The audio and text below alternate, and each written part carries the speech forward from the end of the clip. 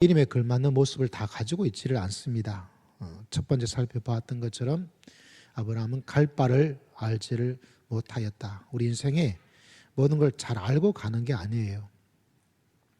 잘 알고 간다는 것은 장점이 있을 수 있습니다. 분명히 안다는 좋은 점이 있는데 또 그것이 단점이 되기도 합니다. 왜냐하면 잘 안다는 것이 그 길밖에 모른다는 이야기가 되기 때문에, 그래서 하나님의 세계는 우리를 모르게 만들어 버립니다. 모르게 만들어 버려서 모든 것이 열려있는, 이 길 속에도 하나님의 길이 되어질 수 있고 저 길 속에도 하나님의 역사를 맛볼 수 있도록 하는 것.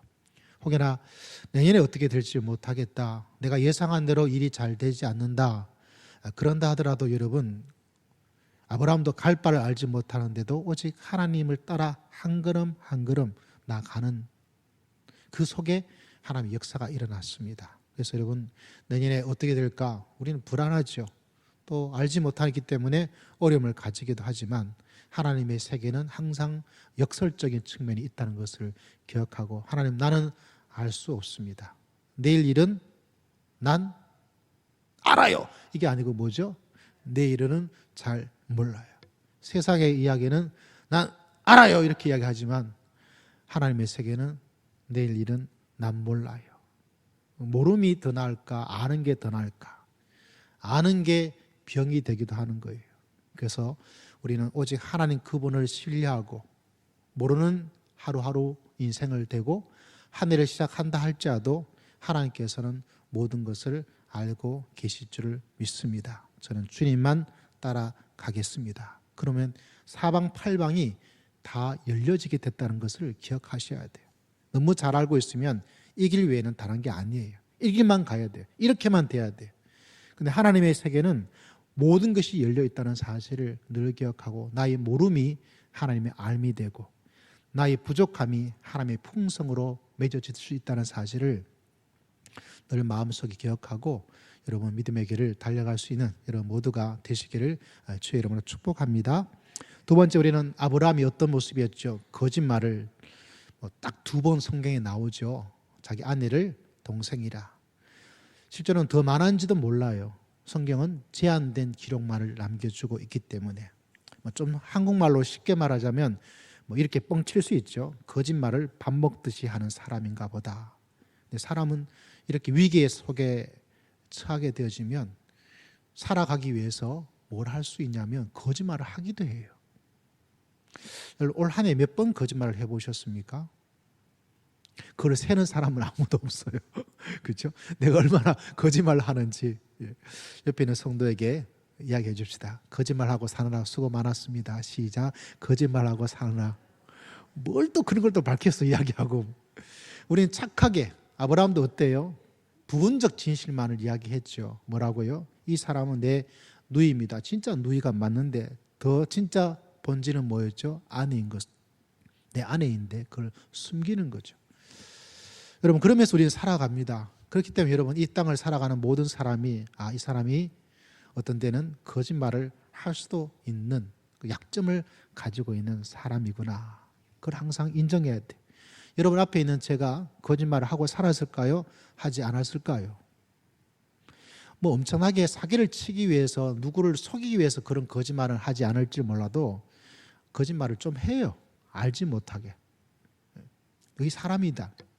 약점을 가지고 있어요. 믿음의 사람들은 나도 약점을 가진 사람이요, 저분도 약점을 가진 사람이다. 이 아브라함 이야기를 통해서 한 가지는 약점을, 이런 거짓말을 하지 않아야지 라는 마음을 가지는 것도, 두 번째로는 사람은 이런 약점을 가지고 거짓말도 해가면서 살아갈 수밖에 없는 연약함을 가지고 있는 사람이구나. 이 두 가지를 같이 마음속에 기억하는 것이 중요합니다. 상대방에게 너무 완벽성을 요구하면 그 완벽성을 추구하고 할 수 있는 사람이 아무도 없어요. 너무 기준이 높으면 안 돼요, 여러분.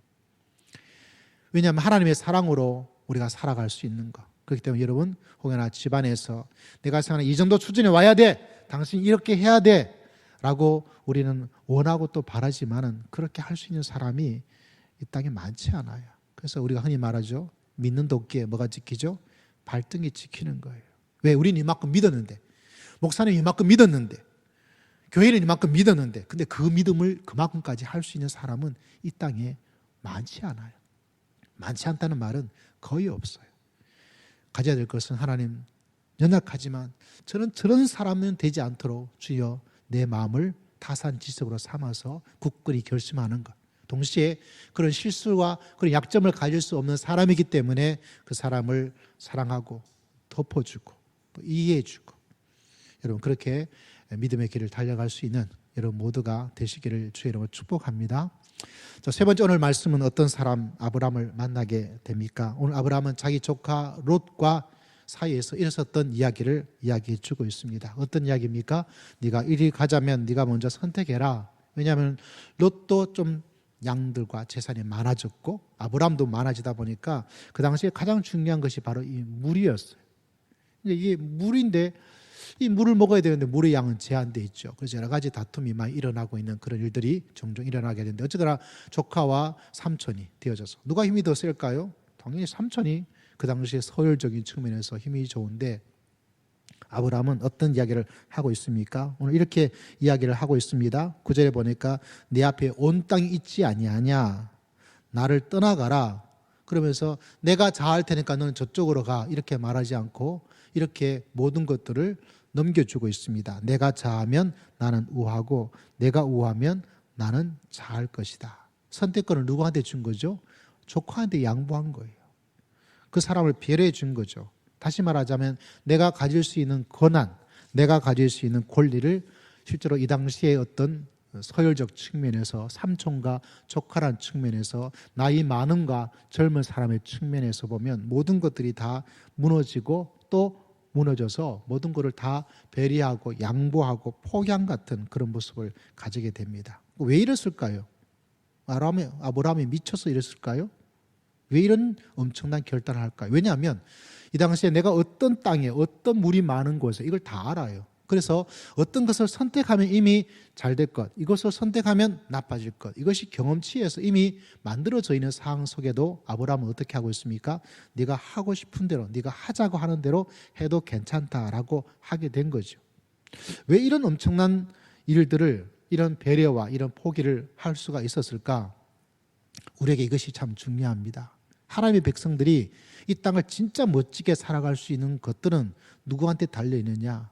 하나님에게 달려있다는 것을 여러분 꼭 기억하시고, 이런 믿음의 도전과 믿음의 모험으로서 믿음의 길을 달려갈 수 있는 하나님의 사람 되시기를 주의 이름으로 축복합니다.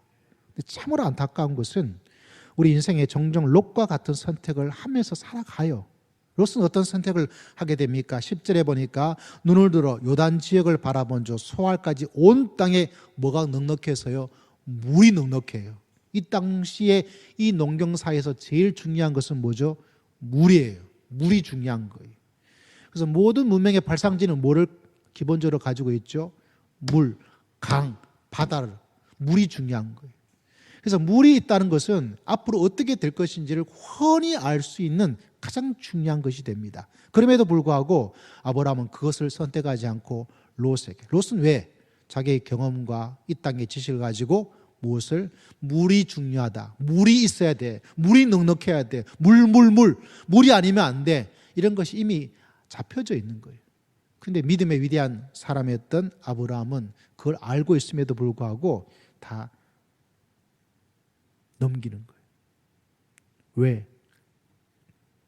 물이 없어도, 물이 부족해도 누가 계셔야 되는 거예요? 하나님이 계셔야 되는 거예요. 이게 참 어려운 결단입니다, 여러분. 참 어려운 거예요. 왜? 눈에 보이는 물을 선택할 것인가? 눈에 보이지 않은 하나님을 선택하고 하나님의 약속과 하나님의 부르심과 하나님의 사명을 기억할 것인가? 이게 참 어려운 거예요. 그래서 아브라함을 믿음의 조상이라고, 그가 많은 약점이 있음에도 불구하고 믿음의 조상이라고 말할 수 있는 부분들은 바로 이런 부분이에요. 그래서 여러분, 자꾸 믿음의 눈을 가지고, 믿음의 안경을 가지고 믿음의 눈을 만드셔야 돼요. 그러기 위해서는 어떤 상황 속에서 내 눈에 이게 참 좋아, 이 길이 성공의 길이요, 이 길이 좋은 길이요, 이 길이 축복된 길이라고 생각할 그때에 내 눈이 아니라 하나님은 어떻게 보고 있을까를 먼저 생각해야 돼요. 어떤 때는 반대를 항상 생각해야 돼요. 왜? 그 반대에 있는 그 곳에 누가 역사하실까요? 하나님이 역사할 수가 있다는 사실입니다. 우리는 롯처럼 살아가요. 롯이 될 수밖에 없어요. 인간이기 때문에. 근데 믿음의 사람들은 이때 뭔가 다른 거예요. 왜? 롯을 보십시오. 물이 넉넉한 곳에 가서 그가 살았던 것은 돈이 많아지고 생활이 좋아지고 윤택해지니까 결국은 어떻게 되어집니까? 세상적인 어떤 모습을 가지고 살아가요. 그건 심판이에요. 멸망이에요. 파괴예요. 하나님의 길을 걸어갔던 아브라함은 처음은 물이 없는 곳을 갔어요. 그곳에서는 많은 것들을 약속받지를 못해요. 계산이 안 되어져요. 그래도 뚜벅뚜벅 걸어가는 거예요. 근데 그 속에 하나님께서 역사하시는 거예요. 내 눈에 보이는 것이 아니라 내 눈에 보이지 않는. 어쩌면 예수님께서 말씀하셨던 너에게 좁은 길과 넓은 길이 있다면 우리는 어느 길로 가야 돼요? 좁은 길이 있고 넓은 길이 있으면 우리는 어느 길로 가야 될까요? 넓은 길로 가야지. 왜 바보처럼 좁은 길로 가요? 근데 문제는 우리는 정답은 알고 있는데 항상 넓은 길로 가고 싶은 거예요. 왜? 안전하거든. 좋아 보이거든요. 근데 그 속에 뭐가 없느냐? 하나님의 역사가 없어요. 이게 문제가 되는 거예요. 이게 참 어려운 거예요. 좁은 길은 참 좁아요. 힘들어요. 고통스러워요. 근데 뭐가 있느냐? 그 속에 하나님의 역사가 있어요. 우리는 광야에 가면 뭐가 있어요? 하나님께서 구름기둥과 불기둥, 하나님께서 주시는 만나와 외출하기가 있어요. 근데 여러분, 광야가 아닌 곳에는 불기둥과 구름기둥 없어요. 만나와 외출하기 없어요. 근데 우리는 어떻게 합니까? 없는 곳에 가서 하나님 불기둥, 하나님 구름기둥, 하나님 만나, 하나님 외출하기, 그걸 외쳐요. 왜? 그곳에는 있지 않아요. 하나님의 역사라는 것은 항상 광야에 역사가 있고 어둠 속에 빛이 되어주시고 좁은 길 속에 하나님의 역사가 일어나는 거예요. 우리는 넓은 길을 택해놓고 광야가 아닌 들판을 택해놓고 거기서도 뭐를 달라고 그래요? 매출하기를 달라고 그러고 만나를 달라고 그러고. 그게 인간이 가진 연약함이에요. 그래서 믿음의 조상 아브라함을 바라보면서 이분이 가진 결단이 얼마나 큰 결단인가. 그래서 믿음의 사람, 믿음의 아브라함을 우리가 존경하지 않을 수가 없는 것입니다. 여러분, 우리는 어떤 인생을 살아야 될까요? 한 해를 마감하면서 우리는 어떤 인생을 살고 있어야 될까요? 다른 것이 아닌 거예요. 오늘 하나님께서 주시는 말씀은 바로 내 눈에 보이는 것이 아니라 하나님께서 말씀하신 그걸 붙잡고, 이 길은 참 어려운 길일 수도 있어요. 이 길은 눈에 보이지 않기 때문에 불안하기도 해요. 이 길은 어떤 게 될지 알 수가 없어요. 차라리 우리는 사람이기 때문에 눈에 보이는 것 붙잡는 게 더 낫고, 그죠? 안전하다고 생각되는 그것을 붙잡는 게 많아요. 뭐 마시멜로 이야기인가 무슨 이야기가 있어요. 애들한테 그걸 주면서, 과자를 주면서 여기 조금 이런 얘기죠. 1시간 정도 있으면 내가 3개 줄 테니까 먹지 말고 기다려. 근데 네가 먹고 싶으면 요거 하나 먹으면 되는데 어때요? 1시간 후에는 아무것도 없어. 지금 하나를 먹을 것인가? 1시간 정도 참고 3개를 먹을 것인가? 어떤 길을 선택할까요, 여러분? 여러분은 뭐를 선택할까요? 지금 하나가 중요해요. 좀 기다렸다가 3개를 먹을까요? 많은 사람들이 어떤 선택을 하냐면 지금 있는 이걸 선택해요. 그게 사람이에요. 근데 믿음의 길은 신비하고 오묘하고 갇혀있고, 갇혔지만 신비하고 그 속에 하나님의 역사가 있어요. 어떤 길 속에? 아브라함처럼 눈에 보이는 것을 쫓지 않고 눈에 보이지 않지만 살아계신 하나님을 붙잡고 그 속에 하나님의 역사가 일어나기 시작하는 거예요. 그 길이 언제까지 이어질까요? 천국에 이르는 그 날까지 이루어지는 거예요. 여러분, 우리가 믿음의 길을 걸어가면서 이 아브라함처럼 믿음의 길을 달려갈 수 있는 여러분 모두가 다 되시기를 주의 이름으로 축복합니다. 그래서 지금 내 눈에 보이는 것, 지금 내 생각, 어떤 때는 종종 믿음의 사람은 반대를 생각해요. 하나님, 내 눈에 보이는 것은 이 길이 좋고 내가 결정하기를 이것이 맞다고 생각되죠. 이 길은 좋지 않고, 그렇지만 하나님이 원하는 길을 내가 걸어가겠습니다. 그러면 출발점은 완전히 차이가 나요. 이 길이 더 좋은 출발점이에요. 이건 아니에요. 근데 믿음의 길을 뚝뚝 걸어가는 속에서 하나님께서 주시는 그 은혜의 꿀은 차원이 달라요. 그 속에 만나를 만나기도 하고 그 속에 메추라기를 만나기도 하고 그 속에 구름 기둥을 만나기도 하고 그 속에 불기둥을 만나기도 하고 그 속에 목이 말라 힘들다 했는데 하나님께서 주시는 물이 뻥 터지는 기적 같은 일도 만나게 되어지고 그 속에는 다이나믹하게 하나님의 역사가 신비롭게 팍팍 일어나는 것도 체험해지게 되어지고요. 그래서 그 사람 믿음은 더욱더 견고해지고 단단해지고 풍성해지는 거예요. 왜 단단해지지 않고 왜 풍성해지지 않고 왜 빈약함 속에 가느냐. 롯처럼 이 길을 자꾸 내가 모르게 선택해요. 하나님을 이야기하지만 하나님을 말씀하고 있지만 기도도 하고 있지만 예배도 드리고 있지만 뭐예요? 진짜 중요한 결정적 선택에서는 다른 길을 선택하기 때문에 뭔가가 다르게 나타날 수밖에 없다는 사실입니다. 여러분, 하나님께서는 우리를 사랑하시고 살아계신 하나님인 줄을 믿습니다. 우리를 너무나 사랑하시는 그분께서 어찌 나쁜 걸 주려고 그러겠어요? 우리의 고통을 주려고 하겠어요? 하나님의 마음은, 하나님의 생각은 그게 아니란 것을 우리는 이미 알고 있습니다. 근데 중요한 결정적 순간에 우리는 어느 길을, 롯의 길을 자꾸 가는 연약함을 가지고 있어요.